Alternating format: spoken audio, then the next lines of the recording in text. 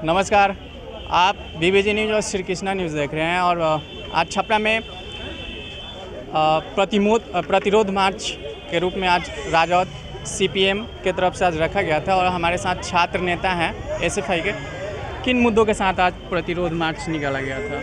आज हम लोग महागठबंधन के आह्वान पे और SFI student federation of India आज सड़कों पे उतरा है, क्योंकि आज जितना तेज़ी से महंगाई बढ़ रही है मोदी सरकार में और जो छात्रों पे तरह तरह के कानून लाके गलत कानूनों में फंसाया जा रहा है, उसके खिलाफ़ आज हम लोग सड़कों पे उतरे हैं।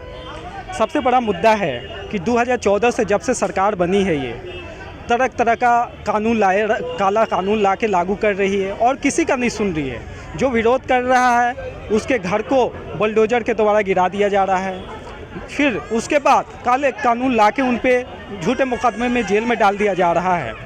अभी देख लीजिए अग्निपथ का जो योजना लाया गया है, ये बताइए ना इसमें पेंशन है ना इसमें परमानेंट नौकरी है।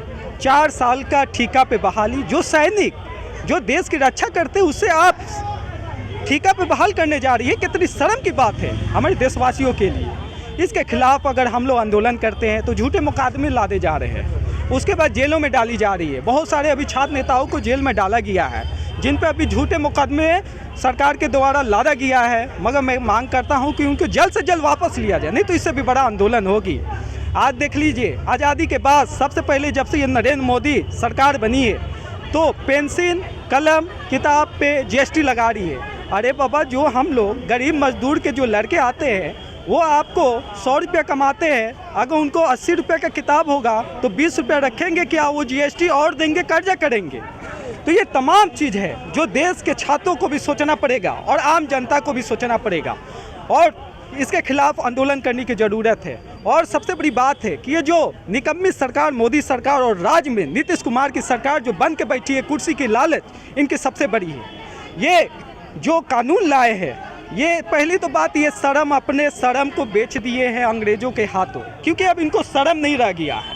ना ये छात्र का सुनते हैं, ना इनको सरकारी कर्मी को सुनते हैं और ना ही किसान भाइयों का सुनते हैं। ये किसी की सरकार नहीं है, सिर्फ हिंदुत्व पे ये राजनीति करना जानते हैं। मगर ये हिंदुत्व को भी नहीं है, हिंदुओं को भी नहीं है, क्योंकि ना ये मुस्लिम के हैं, किसी का नहीं है। इनको सिर्फ अपनी कुर्सी से मोहब्बत है।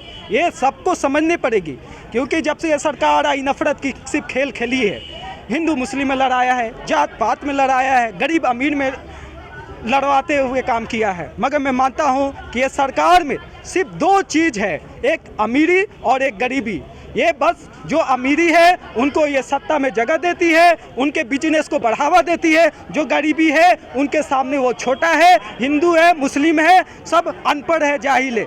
ये चीज़ मैं कहना चाहता हूँ कि मैं छात्र नेता सदाम मजीरी, जिला सचिव एसएफआई, मेरा जत्था ऑल इंडिया जत्था 14 तारीख को भी आ रहा है छपरा में, जो एजुकेशन और महंगाई बेरोजगारी के खिलाफ पूरा एजेंडा हमारा गाड़ी रथ निकलेगा और बहुत बड़ा कार्यक्रम भी होगा छपरा में 14 तारीख को।